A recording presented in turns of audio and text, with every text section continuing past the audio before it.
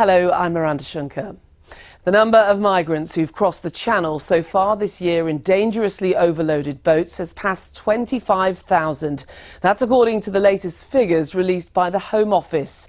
More than 1,400 people made the journey over the weekend. The government has promised to dismantle the people smuggling gangs organising the crossings. But critics say ministers have no clear deterrent to prevent people risking their lives at sea.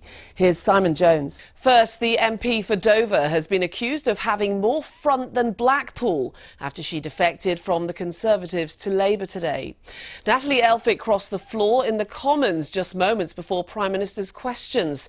She accused Rishi Sunak and his government of failing to keep our borders safe and secure. US President Joe Biden has urged his supporters to stay unified as he faces increasing pressure to withdraw from the presidential race.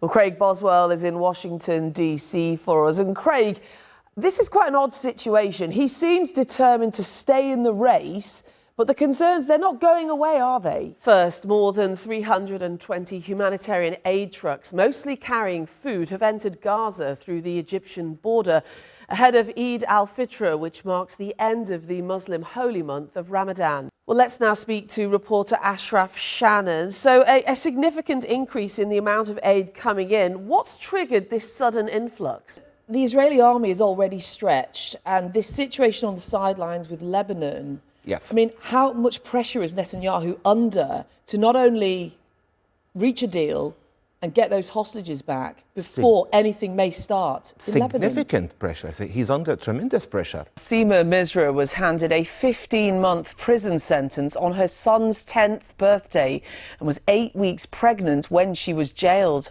Today, the former sub-postmistress from Surrey, who was wrongly convicted of stealing £70,000, came face-to-face with Gareth Jenkins, the Fujitsu engineer who helped design the software at the heart of the post office scandal.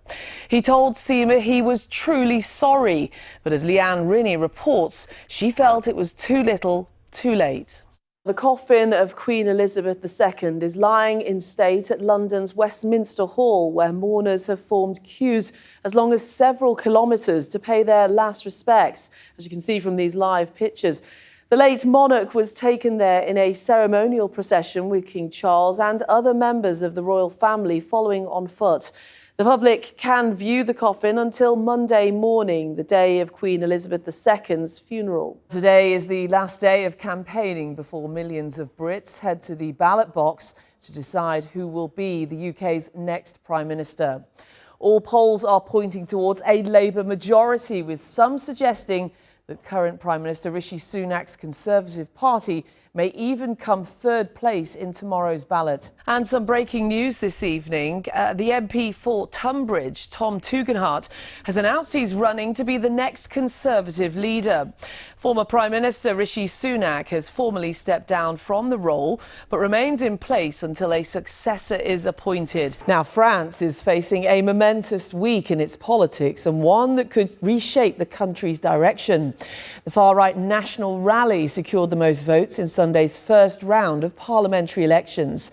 Exit polls show it was backed by around a third of those who turned out, with President Emmanuel Macron's alliance in a distant third. Peter, we saw those protesters out in force in Paris. What's been the wider reaction of this surge of the far right? Because surely there was a big risk of this given their recent success in the European elections. Now, looking at Jordan Bardella, the leader of National Rally, if he ended up as Prime Minister, can a 28-year-old effectively run a country as big as France? After all, we're talking about the second biggest economy in Europe. This would be a massive promotion. Absolutely. Well, our reporter Miranda Schunke is outside the existing Dartford crossing for us this evening. So, Miranda, what could happen tomorrow? Well, Ellie, yes, tomorrow is deadline day for Louise Hay, the Transport Secretary, to make this decision. Now, it could go one of three ways. Yes, the project could be approved fully or, say, with revisions. No, it's rejected fully.